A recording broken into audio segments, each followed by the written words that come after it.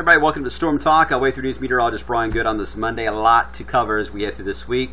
Real quick recap of when I talked to you guys on Friday, we were waiting for the severe weather, of course, to explode. And I will give credit to the NAM. The NAM was actually the one that held the cap on for the southern part of that zone of the warm front compared to the other high-res models, which had it developing right along the Kentucky-Tennessee border. So props to that.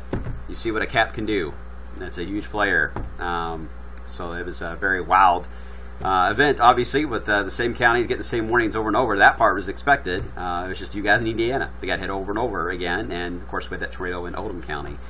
What a mess. This is the end of at least the rain part, the heavy rain part of the system now to our east. We're now noticing a patch of clearing. So we'll get some sunshine here for a few hours. But as we get into the afternoon period here, we're going to get into a partly cloudy sky because the main low, the parent low of this whole thing, is still out there across Iowa into Missouri. As we develop more into a partly cloudy sky this afternoon, that's certainly that mixing back and forth will allow for these strong wind gusts at times over 35 to about 40 miles per hour. And there will be some showers that will try. There is at least some moisture rotating on the southern flank of that. It's not impressive yet because the low is moving northeast. But as it moves in our area, it'll clip through our region with perhaps some showers as we know later on this afternoon and into the evening because it'll be kind of just spinning about all the way through Ohio. All right, and that'll keep the wind up too most of the night, even though the advisory will be lifted officially as of now, 8 o'clock tonight.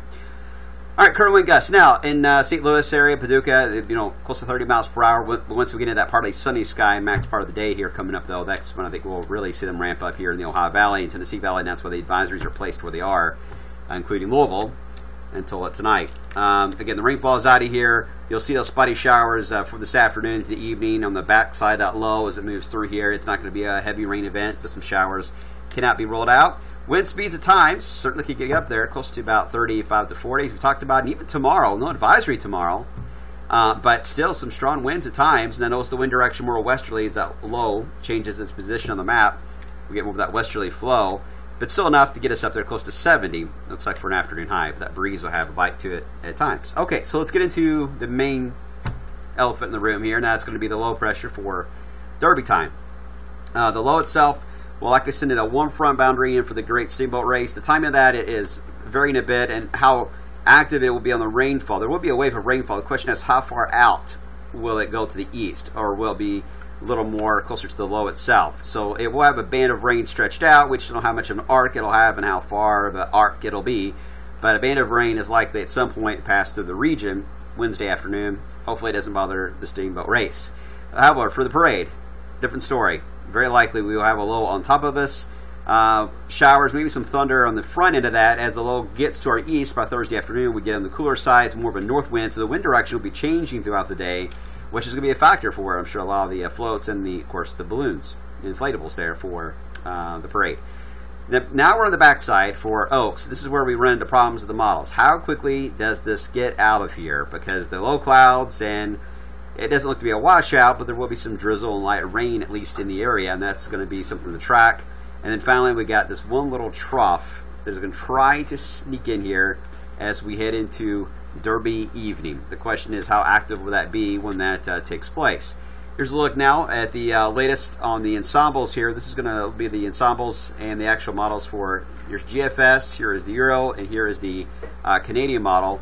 You can see here on Wednesday where that low is to our south of Kentucky, mainly over Arkansas. Euro is a bit more to the south, and it looks like the Canadian is very similar to that idea. So a lot of them have that low approaching. As we head into parade day, that is when the low itself, very high confidence on that. Euro is a bit more southeast of us, which gives us a little more of a north wind quicker than the others. But you see certainly the chance of rain is going to be high because even ensembles agree the low will be in the region. So cooler weather and rain likely for Thursday. Then we get into Oaks Day, and here's where the differences start to show up slightly, and they're not very dramatic differences. I mean, the GFS is a colder push of air wrapping around it, which is not that unusual for the GFS to do that. But even the Euro is not that far off from that idea. The ensembles can't pick up on something that small of a detail yet, but they do all agree of a cool, windy north flow for Oaks. As we head into Derby, you can see what happens here where the GFS is that cooler air, cold air in fact, wrapped around the low. Euro a bit more to the north, which is important, and the Canadian, pretty similar to GFS actually. The ensembles, for the most part, have the cool angle of the air on Saturday, wrapping around just north of us, but still we're in that main flow.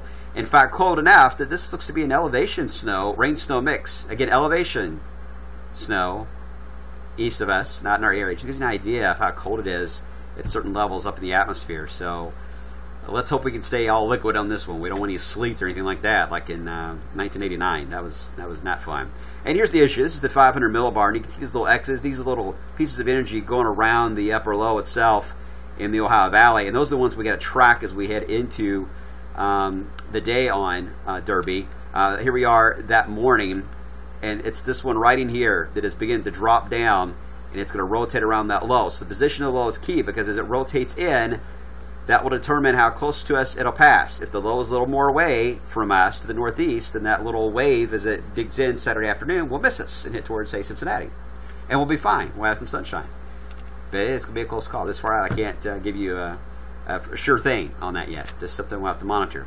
So overall, this is a snapshot. We're going to get the rain chances low, because I think it's going to be more of a drizzle scenario, but it does look cool. And if it ends up being drizzle longer than expected, these numbers will be too high, and we'll have to lower them for Oaks. It at least shows a drying trend toward the main race, but at this point, not a great looking day.